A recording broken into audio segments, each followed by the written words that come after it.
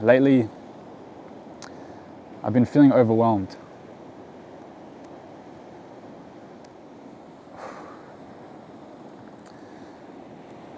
I'm used to having a high work rate and a lot of work coming in, but I feel like over the past 2 months, like the first 2 months of this year, it's been pretty hectic. Maybe because everyone's really excited because it's a new year and they want to, try these projects that they've been putting off for a long time, and it's, they've kind of realized, all right, it's go time, new year, time to do it. And they've just been I think being swept up in that excitement, maybe they've, I don't know, not really planned things properly.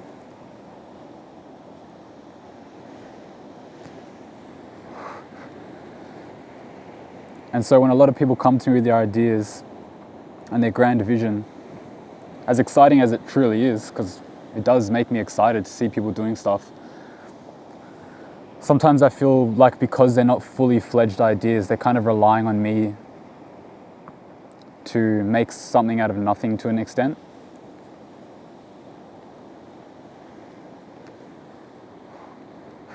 Not to say that what they're bringing me is nothing, because, a lot of it is really dope and some really sick projects that are lining up. But I'm one man.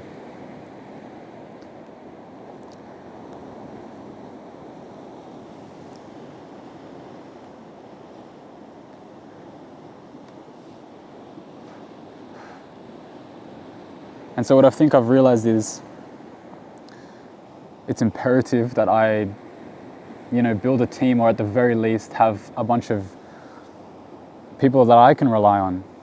That when things get this hectic, I can offload some of it, and not necessarily in a way where it's like I just get rid of it and don't have anything to do with it anymore. It's more like,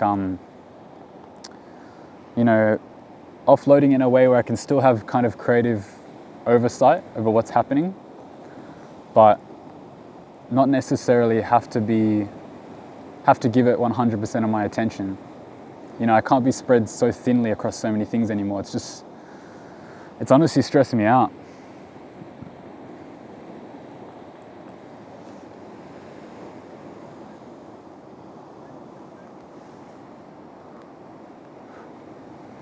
And that stress, it doesn't leave when I clock off, because, and this is my own doing, but the way I've set up my life is that it's so orientated, I don't know what the word is, around my work. And so my work is my life, essentially. And that's why it affects me so deeply. Not to sound dramatic.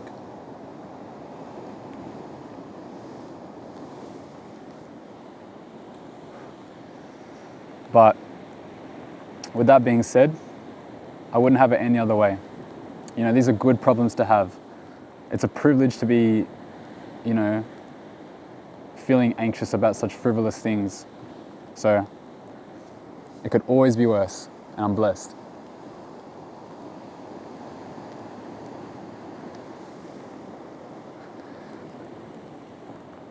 I think maybe it'd be interesting to tell my story about how I got to this point.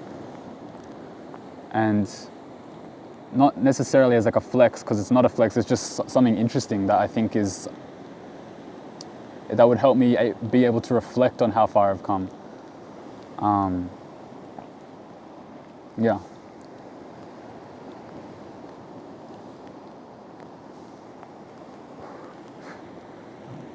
So, I guess how I got started with cameras and stuff was through skateboarding, which is something I've basically done my whole life. Not so much these days because things are a bit too hectic.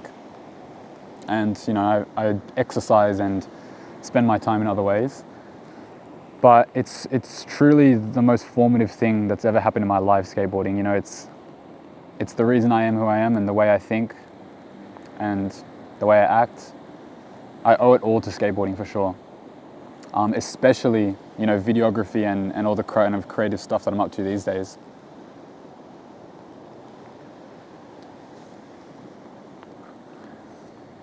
I guess so. The way I started was, just going out with the boys skating every single day in like the school holidays, and then obviously on weekends during normal time, just every single second we could, we would just go out and skate. We would live, breathe, and eat skateboarding, literally. Like, it's all we wanted to do. There was probably like a solid group of like 10 to 15 of us boys. Shout out to Summerhill boys, shout out to Dully boys, shout out to, everyone that used to skate at like Waterloo and stuff, in the city.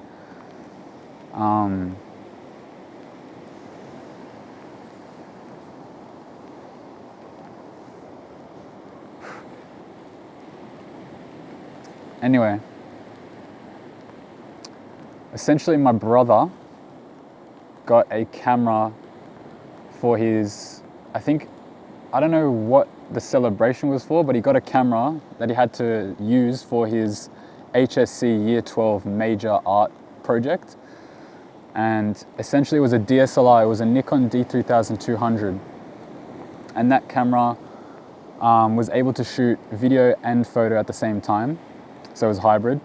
And he mainly used it for imagery, so stills for his art project. And I think he may have dabbled in video as well, but I was mainly, messing around with it to do videos and stuff. And obviously, I thought, okay, why don't I try to film the skateboarding that me and my friends are getting up to? Anyway, one thing leads to another. I'm shooting these videos, and then my friend Julian, shout out to Julian Saville, he gave me a fisheye lens that he had on his camera. He lent it to me, and then I never gave it back. I should definitely reach out to him and give it back. I think he gave it to me when I was literally like 15 or 16 years old, which is crazy. 10 years later. I don't use that lens anymore because I don't use that camera anymore, but it's so awesome to have that as part of the journey. It just improved everything. Having the fisheye, you could get closer to the skateboard.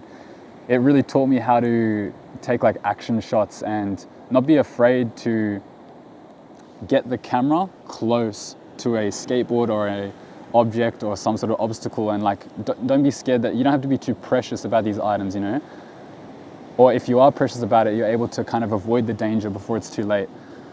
That's what it really taught me. Yeah.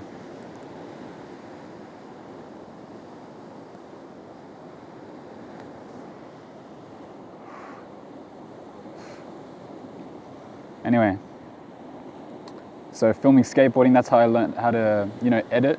Obviously, you got to do something with these clips, right? So I'd bring them into iMovie on my parents' computer and just mess around with it, put a song on that I really liked at the time, and just make these like skate videos, right? Or just like compilations of all the boys, it wasn't just necessarily skating, there was like hijinks clips of people just like messing around, doing crazy stuff. Yeah. And so that's how I learned to film and edit, essentially. Fast forward to the end of high school.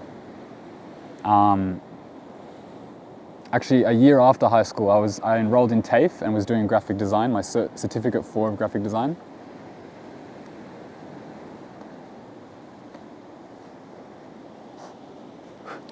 And at that time, I had heard one of my friends, Lexus, saying that her cousin was running this event called Saudi Systems. It was like a nightclub event. And I was just like, well, that sounds sick. Anyway, a week prior to that, I had just bought like my first VHS camera for $5 from this like op shop.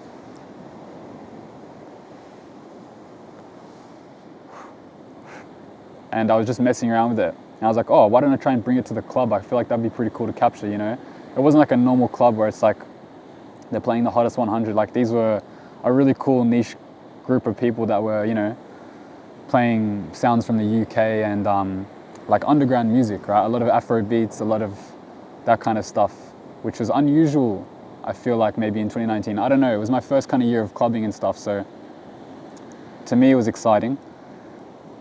So I thought, why not?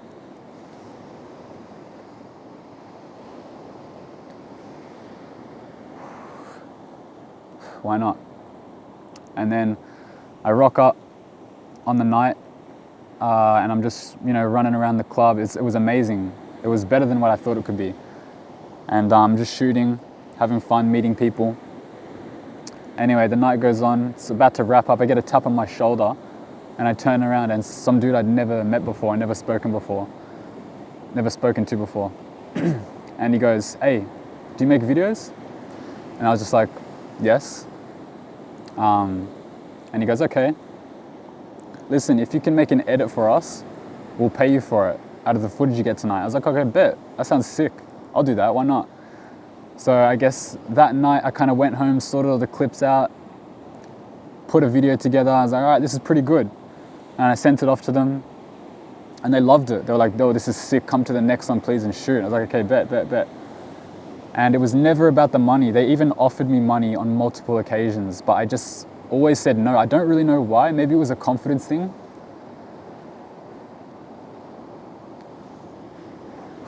Maybe it was like, no, this thing is already so good. I keep getting invited to these cool events, meeting these cool people. I don't need the money. It really was never about the money. Like, it was never even like a thought process really behind it. I was just like, no, I just want to keep shooting these events and just make the videos better and better. So I must have done like nearly 10 of those shoots, surely. And then eventually I was actually at Saudi Systems when I met someone extremely impactful in my life, who goes by the name of Malua, who also may be known as Gucci or the President, among many other names. But it was a very similar scenario to how I met one of the boys who owns Saudi Systems.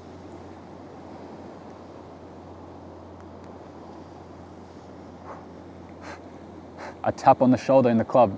I turn around and it's just this dude smiling at me. I'm like, "Yo." And he's like, "Sup, bro? Can you edit videos?" And I just go, "Yep." Again, just say yes and just see where it goes. Anyway, he goes, "Okay, bet." Grab his details. I think it was Instagram or number, I'm not sure. A couple of days later, he's like, "Okay, I'm gonna pull up to your area. I'm gonna give you some footage that I want you to edit." I think it was as like a trial thing sort of scenario. I was like, "Okay, sick, sounds good."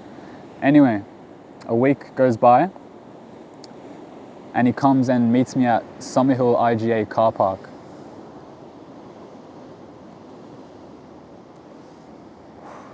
With his laptop and a hard drive. And he kind of just takes me through all the footage he's captured, and it was behind the scenes footage of 1-4's music video. I can't remember which one it was, but it was one of the earliest songs back in 2019. And I was just blown away. I was like, "Wow, who is this dude, bro? He's got the craziest footage." And he's just kind of like, got a foot in the door of this other world, which is super interesting to me. That's like so distant from my, day-to-day life. He just kind of grew up with all those boys, and so he had like, I guess in a way, access to that, to the opportunity to get that kind of footage. I was like, that is so sick. And so I went away and I do these edits. And the one thing that was very interesting about this guy, Malua, was that when I said no to the money, he was much, much more persistent and insistent that I get paid. Even if it wasn't much, because this guy was not made of money at the time, but he always made sure somehow, some way, he would transfer me, I don't know, it was like $50 an edit or something like that. And that was like my first real money-making opportunity as a videographer, to be honest. This dude just like, I didn't know much about him. He didn't know much about me, but I knew there was a level of trust instantly from the first time we worked together.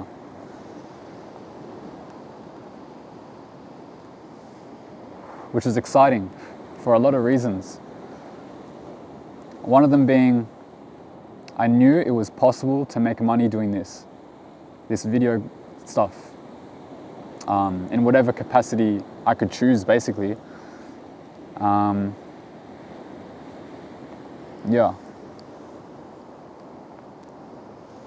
So anyway, much like the Saudi Systems gig, Malua was also consistently, maybe every 1 to 2 weeks, he would link me in IGA car park with his laptop, show me a bunch of footage, hand it off to me on a hard drive. I would go away, edit it, send it over to him. He was happy. He would post it on DME TV, which was his entertainment media platform. which had all kinds of music videos, behind the scenes interviews, vlogs, you name it. Yeah, time goes by. Unfortunately, Saudi Systems kind of comes to an end for a bunch of reasons. DME TV eventually kind of slows down, and same thing comes to an end. Not because it fizzles out. I think that this one, DME, was very much a choice. You know, there's a lot of beef and craziness that happens in that scene, in like the Oz music scene. And I think it was just like negative energy. And so he's like, better things. You know, he had at the same time this other event that he was also running, which is called Afro Jams. And this is where the story gets interesting.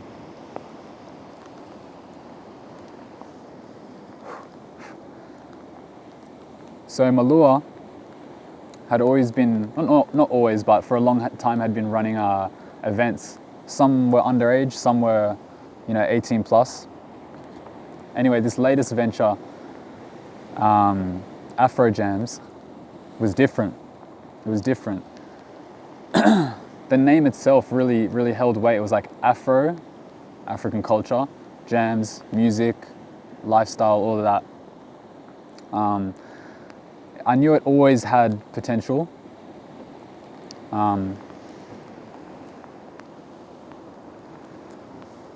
Anyway, he got me to come through and actually shoot those events and make edits from them as promotional content. And it was fun. At the start, there was something like maybe 50 to 100 people, maybe. And it was at these little venues all around the city area. And I'll never forget this one time when Malua, at the end of the night, comes up to me. This is after I'd shot a few of his events. And he's got some cash for me as payment. And I go, look, don't worry, let's figure this out later. I'll send you an invoice and we can just do a normal bank transfer like we normally do. And he goes, no, bro. He grabs me, he has the cash in his hand and he goes to dap me up. And he exchanges the cash into my hand, and before I could let go, he grips my hand, the tightest grip that anyone's ever shook my hand with. And he goes, listen, bro, you've always been a sick cunt. Never change, all right? And then he lets me let go of his hand. And I was like, damn, that's crazy. And then he proceeds to tell me, I don't know if this is information I should share, but I think it's a legendary story. He then proceeds to tell me that was the last $300 cash he had in his, that he had. He'd spent everything on getting this event up and running. That was the last money he had, and I was just like, what the hell? I wanted to give it back to him. I pleaded to give it back to him. He goes, no, just take it. This is what I owe you. And I was like, damn, this guy's crazy. Anyway, that night I go home, and I format my SD card without backing it up, and I lost all the footage from that event. So this guy had just gave me his last $300 cash, and I've got nothing to show for it. And I was like, holy crap. I felt like dying.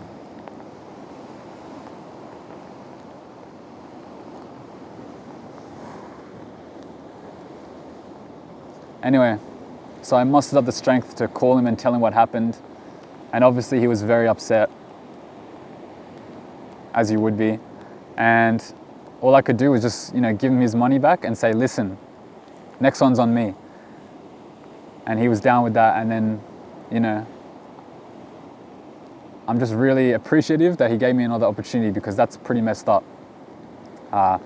Anyway, flash forward, we've been doing this creative partnership, me and Malua, for the past 6 years, which has just been crazy. He's been like my guy, man, like very loyal dude.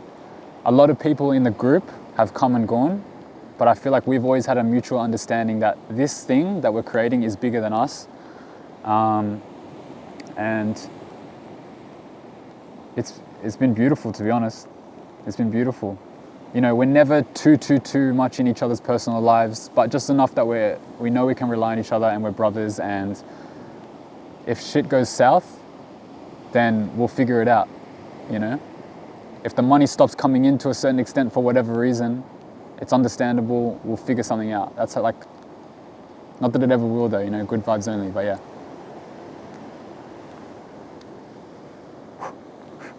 Anyway, amongst all the Afro jams and the shout out to Sailing Beats and No Limits and all those clubs that Malua kind of runs, club events, sorry. Yeah, I've just been doing a bunch of other crazy stuff, music videos for a long time. Slowing down a little bit on that now just because I want to be more selective about the musicians I work with. I want to believe in their work. I want to believe in their music. I want to believe in what they're doing and what their purpose is, rather than just being like, oh, scrambling for cash, because I'm at a very lucky point in my career, I guess you could say, where I'm not needing to scramble for cash, and you know, things have been working out.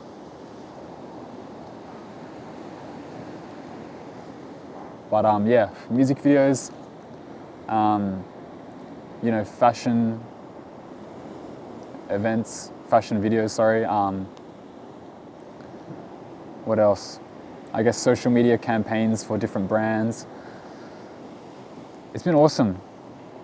And I think the reason that I feel so overwhelmed lately is because I've been trying to actually slow down from scrambling, not necessarily for cash, but I do feel like I've been scrambling lately because of this new year excitement. And I've been scrambling just to like stay on top of communication with people. Like, it's really bad.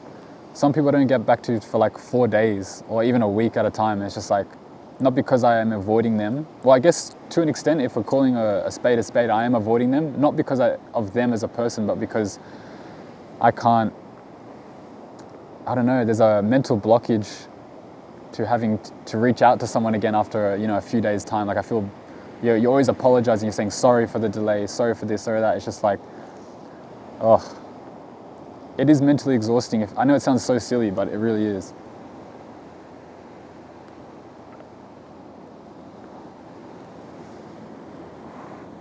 Again, frivolous things that I'm complaining about.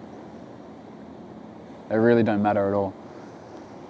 And I think the whole idea of me sitting here and talking about this is to come to that realization that it's not that deep.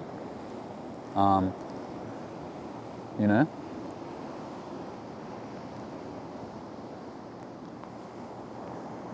It's really not that deep at all. I just got to go back to the car and reply to some text messages. Simple.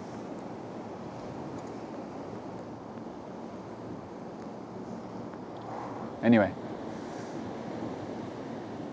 some things I'm excited for this year is I've got some amazing opportunities to travel, which is stuff that I took for granted last year. I traveled a lot last year, all around the country, to Asia a couple of times. Yeah, so grateful for that looking back. This year I really want to stay present in those moments and really just breathe it in when I'm there and take it in and just be like, wow, my work and the stuff I've done for others has taken me here. Like, this is pretty crazy. It is super crazy to think about. Exciting, man.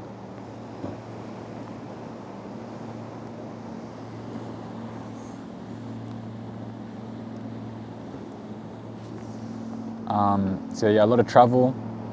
I really want to hone in on making work. So the stuff I was talking about before about scrambling, I've been scrambling to stay afloat with messaging and communication and stuff with others and clients and just general business. But I also want to stop scrambling with ideas and going back and forth with ideas. I just want to make stuff and execute on projects that I've had for a long time, and just stop thinking about it and actually start doing it. Like, I've got some amazing video ideas and short film projects that I've literally been sitting on for months and some years, that I'm just like, all right, no more waiting around. It's time to actually execute on this, because I think these ideas are worth sharing, and I think they will actually resonate with the right audience and in a way that is going to maybe actually benefit some other people.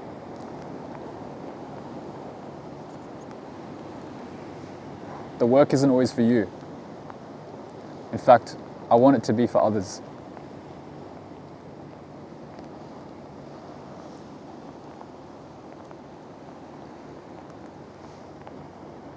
If that makes sense.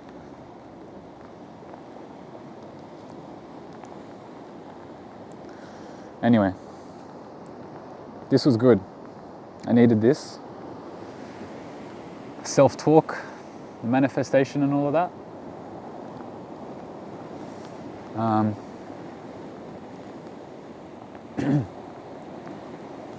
2026 is going to be a good year.